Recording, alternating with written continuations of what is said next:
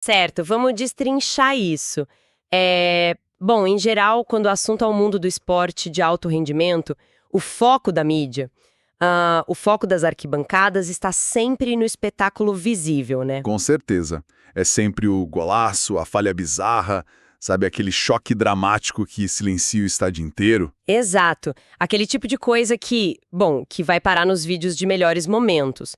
Mas, na nossa análise de hoje, o objetivo é iluminar uma área completamente diferente. Uhum. O foco deste nosso mergulho profundo nas fontes, que são notas médicas, relatórios de bastidores e artigos datados de 17 de maio de 2026, é, assim, entender uma engrenagem que é quase invisível. É o tipo de detalhe que passa meio que despercebido para quem acompanha só os 90 minutos ali na tela da TV, mas que dita todas as regras do jogo nos bastidores. Exatamente. Porque estamos falando de como um evento médico microscópico, uma alteração em milímetros de fibra muscular, consegue criar uma verdadeira reação em cadeia. E o evento central das nossas fontes de hoje envolve um jogador bem específico, que é o experiente zagueiro paraguaio Balbuena, do Grêmio.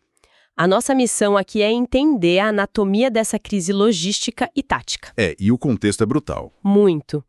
Trata-se de uma lesão muscular a poucos dias da parada oficial para a Copa do Mundo. Então é um cronograma implacável que simplesmente não perdoa erros. Não perdoa mesmo. Como que um clube gigante e uma seleção nacional gerenciam, esse verdadeiro xadrez contra o relógio? Para entender o tamanho do problema, a gente precisa voltar ao momento exato em que a fundação dessa história começou a mudar. O que é fascinante aqui é que o contexto temporal é o grande protagonista, sabe? Não se trata só de analisar uma lesão no vácuo, como se fosse um evento isolado no meio de uma temporada qualquer. Aham. O fato ocorre em um momento de tensão máxima no calendário esportivo.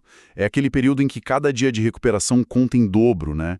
É bem a encruzilhada entre os objetivos imediatos de um clube no meio do Campeonato Brasileiro e o ápice absoluto da carreira de um atleta profissional, que é o Mundial. E a cena do incidente detalhada nas nossas fontes tem um ar quase irônico, assim.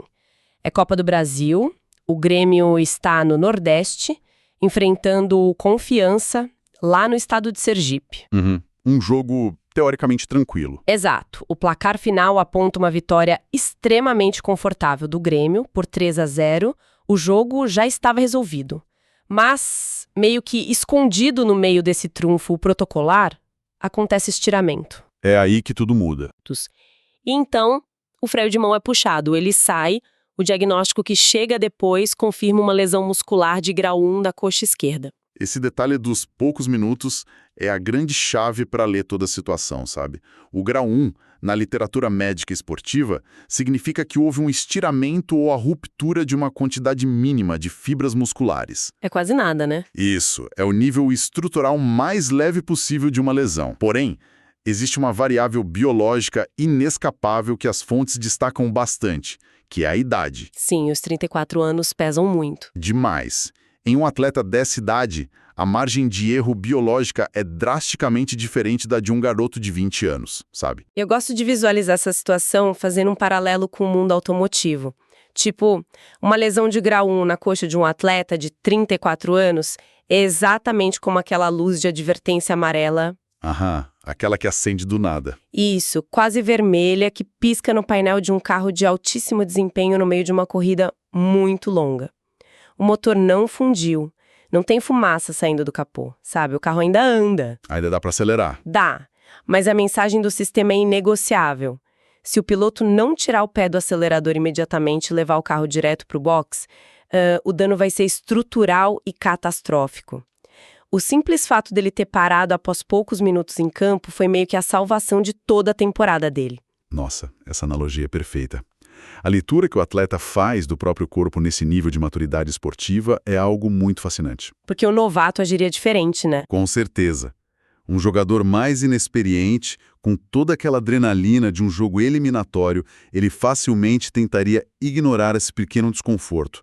Ele daria um pique a mais para cobrir um espaço, faria um movimento brusco e, em questão de segundos, transformaria esse grau 1 em um grau 2 ou 3. O que seria um desastre. Um desastre total.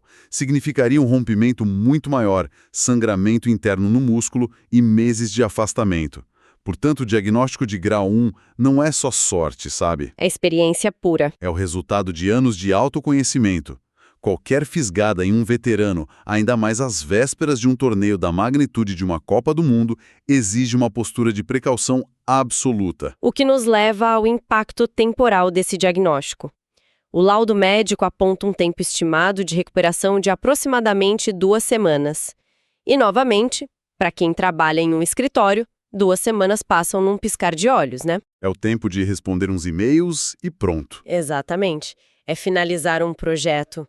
Mas, no calendário sufocante do futebol sul-americano, 2 semanas de afastamento representam um buraco enorme na agenda. Isso significa que ele simplesmente não veste mais a camisa do Grêmio antes da parada oficial para o Mundial. A matemática do esporte de elite é muito fria.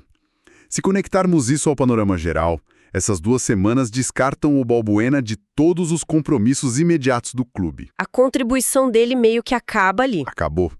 Terminou de forma abrupta naqueles poucos minutos no gramado em Sergipe, pelo menos para esta janela específica de pré-copa. E a partir desse diagnóstico, o departamento de futebol tem que acionar um plano de contingência quase instantâneo. E pensem na complexidade logística que as fontes descrevem. É um aspecto que, quase nunca ganha as manchetes. O time do Grêmio estava lá no Nordeste. Jogaram em Sergipe e de lá a delegação já tinha toda uma programação para viajar direto para Salvador, na Bahia. Para o próximo jogo, que era importantíssimo. Isso, pelo Brasileirão. É uma verdadeira excursão. Aí o atleta se machuca, o diagnóstico é fechado e a máquina do clube simplesmente não pode parar. Não tem como. A decisão tomada é retirar o Balbuena da concentração lá em Salvador e mandar ele de volta para o Sul, sozinho, para iniciar o tratamento no CT Luiz Carvalho, em Porto Alegre. É uma manobra e tanto. Mas quão disruptivo é isso para o tecido social e tático de um elenco, sabe? Perder o xerife da defesa no meio de uma viagem pelo Nordeste. A equipe está toda focada na estrada e, de repente, uma das grandes lideranças precisa fazer as malas e pegar um voo comercial na direção contrária. É um choque de realidade, sem dúvida nenhuma. Mas se a gente conectar essa decisão à gestão moderna de recursos esportivos, fica muito claro que é a única rota viável. É mesmo? Sabe a lógica de alocação de recursos de uma equipe de Fórmula 1? Conta mais. Quando uma peça crítica do carro apresenta defeito, ela não viaja com a equipe para a próxima corrida só para fazer número lá no box. Ela é enviada imediatamente de volta para a fábrica. Exato, é lá que estão os melhores equipamentos para o conserto.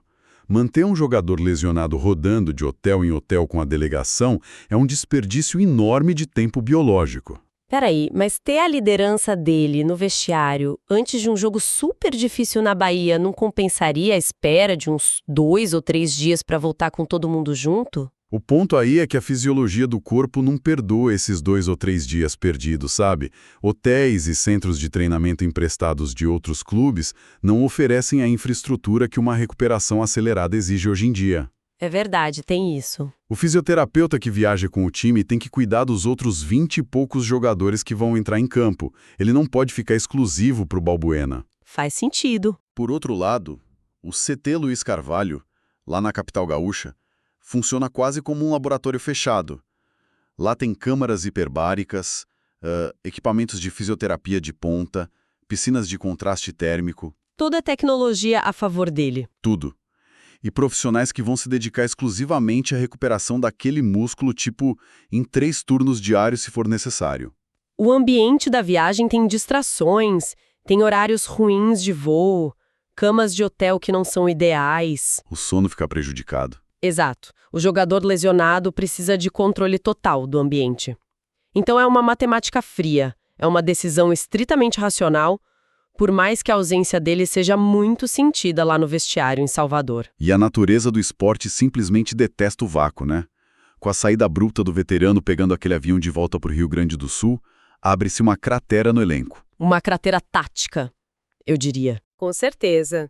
Porque não é apenas uma cama vazia no hotel, sabe? É um buraco enorme no sistema defensivo que precisa ser preenchido de forma imediata. E o calendário ignora a fisiologia humana.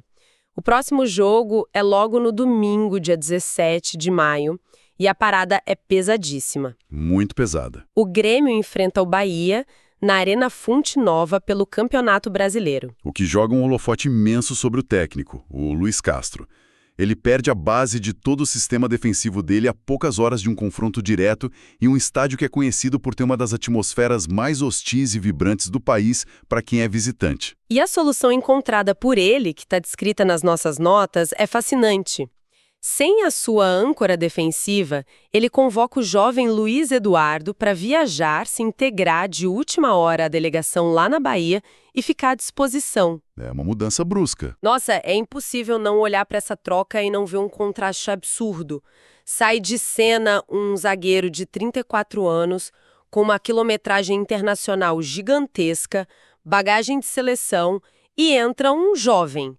É como, assim, observar os bastidores de uma grande peça da Broadway. Como assim? Imagina o ator principal, aquele veterano que atrai o público e domina o palco até com os olhos fechados, ficando sem voz minutos antes das cortinas se abrirem. O diretor simplesmente vira para o ator substituto, um garoto que estava ali apenas observando os ensaios lá no fundo, aponta o dedo e diz que a responsabilidade agora é dele. E num palco difícil. Exato. E avisa que a plateia de hoje é a mais barulhenta e exigente de toda a temporada. Olha, essa analogia ilustra perfeitamente o peso psicológico da situação. A dualidade das lesões no esporte opera exatamente desse jeito, sabe? A dor física e a frustração de um veterano quase sempre representa a porta escancarada para a oportunidade de ouro de um novato. É o ciclo natural da coisa, né? É um ecossistema implacável que se retroalimenta o tempo todo dessa necessidade de reposição constante. Mas, jogando um pouco de lenha nessa fogueira, no futebol moderno, de alta pressão, com aquelas linhas altas e uma intensidade física absurda, colocar um garoto com o físico no auge, com as pernas fresquinhas, no lugar de um cara de 34 anos, não acaba sendo, de certa forma, até vantajoso fisicamente para o time? A armadilha dessa lógica é focar apenas na parte física, sabe? A posição de zagueiro central, especialmente no modelo de jogo de um técnico europeu como Luiz Castro, é talvez a mais cognitiva de todo o campo. Ah, interessante. A grande vantagem de um atleta de 34 anos não está na velocidade com que ele corre para trás para marcar um atacante, mas sim na velocidade com que o cérebro dele lê a jogada antes mesmo dela acontecer. É a antecipação. Exato. Um veterano encurta os caminhos. Ele sabe a hora milimetricamente exata de dar um passo à frente para deixar o atacante rival em impedimento. Ele tem a sutileza, sabe? Aquela malícia de usar o corpo sem cometer a falta na entrada da área. Coisa que o garoto ainda está aprendendo. Isso. O sistema defensivo inteiro confia cegamente nessa leitura do veterano. É o que chamam de tempo de bola. Tempo de bola, exato. E quando o Luiz Castro precisa reajustar tudo para acomodar a imprevisibilidade do jovem Luiz Eduardo, a dinâmica do time inteiro muda, né? O garoto certamente tem mais energia e recuperação física, claro. Sem dúvida. Mas em um ambiente de caldeirão fervendo, como é a Arena Fonte Nova, a pressão não é só nas pernas, é na tomada de decisão ali, em frações de segundo. E o treinador precisa redesenhar toda a linha de defesa. Ele talvez tenha que pedir para os volantes recuarem um pouco mais, sabe? Tudo para proteger essa nova engrenagem que, apesar de promissora, ainda não tem aqueles milhares de minutos de rodagem que o Balbuena oferecia. O Grêmio acaba entrando em campo com uma configuração de risco muito mais alta. E é aqui que a coisa fica realmente interessante. Porque enquanto o clube lida com todo esse redemoinho imediato, sabe? O técnico quebrando a cabeça com a prancheta, o jovem sentindo aquele peso absurdo da estreia, o departamento médico operando máquinas lá em Porto Alegre. Uma loucura! Toda essa movimentação. E essa entidade tem uma perspectiva radicalmente diferente sobre o mesmo fato. Estamos falando da Seleção Nacional do Paraguai. Aí o cenário muda de figura. Porque, voltando aos números do laudo, o prazo de recuperação estimado é de 2 semanas. E é aqui que a complexidade da situação atinge um nível máximo, na minha opinião. O cruzamento de interesses começa a ficar muito evidente nesse ponto. Muito. Essas 2 semanas culminam milimetricamente com a data da paralisação geral dos campeonatos para o início dos preparativos para a Copa do Mundo. A informação que está cravada nas fontes é muito clara, sabe? A presença de Balbuena no Mundial não está ameaçada por causa desse grau 1. É um alívio gigante. Mas para quem acompanha de fora, é um verdadeiro exercício de empatia tentar imaginar a montanha-russa emocional que precedeu esse laudo final. Pensa nos instantes iniciais quando ele ainda estava sentado naquele gramado lá em Sergipe. A cabeça dele devia estar a milhão. Nossa, aos 34 anos, sentindo uma fisgada muscular, sabendo que o Mundial está literalmente na esquina. Aquele momento carrega um peso invisível de um sonho que parece estar desmoronando na frente dele. A mente humana quase sempre projeta o pior cenário, né? A primeira coisa que ele pensou foi que tinha rompido tudo. Com certeza. Ele deve ter pensado que a lesão era grave, que ia ter que operar, que perdeu a última chance de jogar uma Copa na vida. E então, algumas horas depois, vem o resultado da ressonância magnética e traz esse diagnóstico de grau 1. Apenas 2 semanas de molho. O alívio pessoal dele deve ter sido algo indescritível. O sonho volta a respirar. O indivíduo, a pessoa física, está salva. Mas essa salvação individual levanta uma questão importantíssima sobre a estrutura do futebol moderno, sabe? Que é aquele eterno conflito prático entre os clubes e as seleções nacionais. É uma tensão constante. Se a gente analisar friamente os dados do dia 17 de maio, o Grêmio sofre uma perda técnica que é inestimável. Eles ficam sem um titular absoluto para uma sequência que é crítica no Campeonato Brasileiro, incluindo esse jogo super tenso na Bahia. E a conta chega para eles. Exato. Além disso, o clube assume toda a logística reversa do voo, paga a conta do centro de treinamento de altíssimo nível, arca com salários altíssimos enquanto o atleta está no departamento médico. É verdade. E ainda dedica toda a sua equipe de profissionais para tratar a lesão de forma intensiva. É um prejuízo imediato, sabe? Tático e financeiro enorme. O clube paga literalmente a conta integral do problema.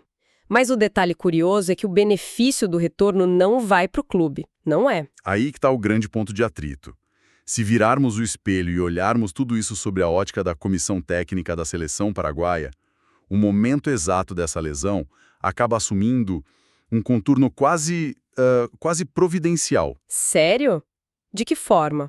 Imagina o seguinte, se o Balbuena não sentisse essa fisgada naqueles primeiros minutos e continuasse atuando normalmente pelas próximas 2 semanas, ele faria uma maratona absurda. Jogaria sem parar. Ele terminaria aquele jogo da Copa do Brasil, viajaria pelo Nordeste, enfrentaria o Bahia na Fonte Nova, depois faria mais 2 ou 3 jogos de altíssima intensidade pelo Brasileirão em um espaço de poucos dias. Um desgaste brutal. Ele chegaria à concentração da seleção com um tanque de combustível totalmente na reserva, com uma carga de fadiga corporal altíssima. Ele estaria no limite físico absoluto, prestes a desenvolver uma lesão muito mais grave.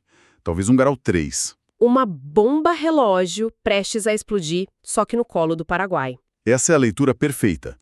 Com esse estiramento leve agora, o cenário muda completamente de figura.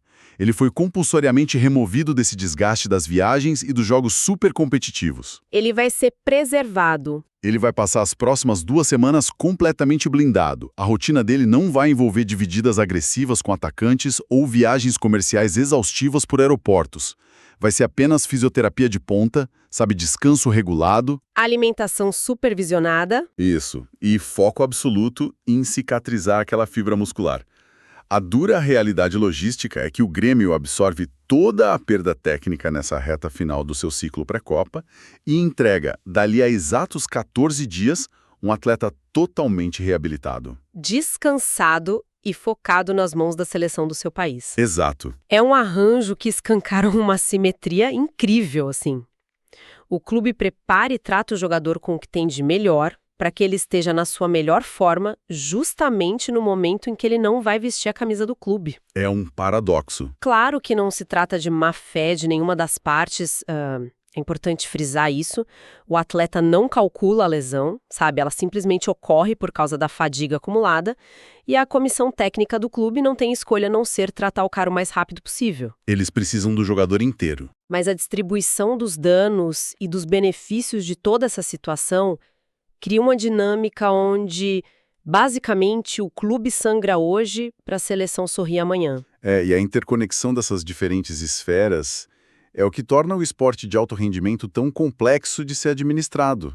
Uma única corrida para interceptar um passe lá no interior de Sergipe provocou um efeito dominó impressionante. Alterou tudo. Alterou o planejamento defensivo e a rotina de treinos de um técnico europeu visando um jogo tenso em Salvador. Forçou a promoção prematura de um talento das categorias de base para atuar no caldeirão da Fonte Nova. E, paralelamente, Defensivo seria poupado daquele moedor de carne que é o calendário brasileiro antes do torneio mais importante do planeta.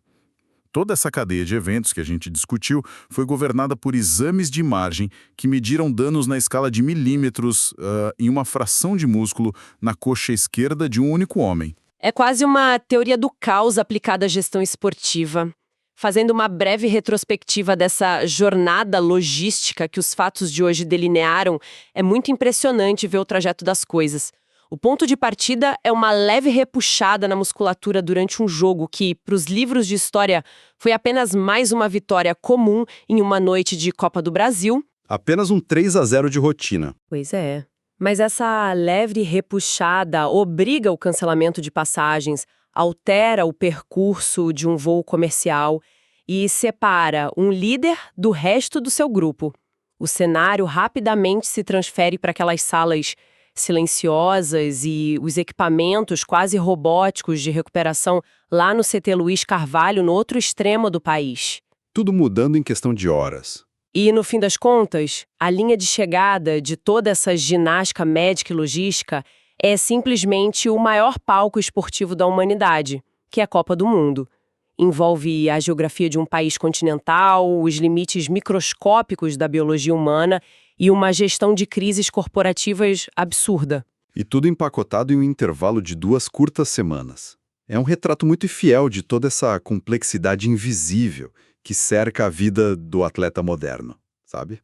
Demonstra muita coisa. Demonstra que o jogo de verdade, aquele que decide campeonatos e define carreiras, ele acontece muito antes do apito inicial e continua por dias após o apito final. O corpo de um profissional de elite não é uma máquina blindada imune a falhas. Ele sente o impacto. Ele é um organismo extremamente treinado, claro, mas que é submetido a níveis absurdos de estresse e que está sujeito às leis biológicas do envelhecimento e da fadiga. Principalmente aos 34 anos. Com certeza.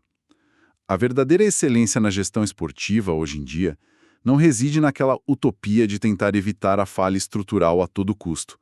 Ela reside em ter a sabedoria e a frieza de saber exatamente quais manobras logísticas e médicas acionar no milissegundo em que essa pequena falha decide se manifestar. Então, o que tudo isso significa para quem consome o esporte apenas como entretenimento? Olhando para as nossas fontes de hoje e para o modo como esse evento se desdobrou, é realmente fascinante pensar na profunda fragilidade que cerca e que sustenta esse gigantesco ecossistema. É muito frágil. Detalhes biológicos minúsculos têm o poder absoluto de reescrever a história de campeonatos inteiros.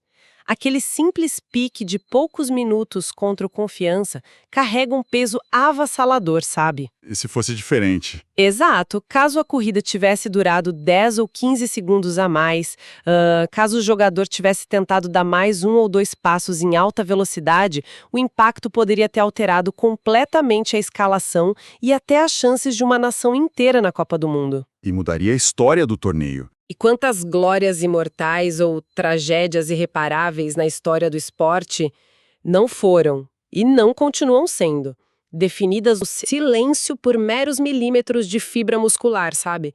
Fibras que decidem suportar a carga ou ceder no momento mais crítico. É uma realidade que traz uma nova dimensão ao ato de torcer. Uma visão bem mais profunda. Fica a reflexão para que, nos próximos jogos acompanhados, o olhar de quem está assistindo não se limite apenas à genialidade de quem está desfilando talento e técnica com a bola nos pés. Tem muito mais em jogo. Existe um valor imenso em admirar esse limite invisível e frágil em que cada um desses atletas opera a cada movimento brusco, a cada salto, a cada dividida. A fronteira entre a consagração em um gramado de mundial e a porta fechada de uma sala de ressonância magnética é muito, muito mais tênue do que a gente imagina. Muito mais. E muito obrigada por acompanharem mais este mergulho profundo nas fontes.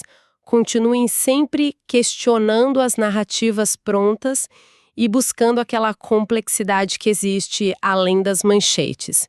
Até a próxima análise.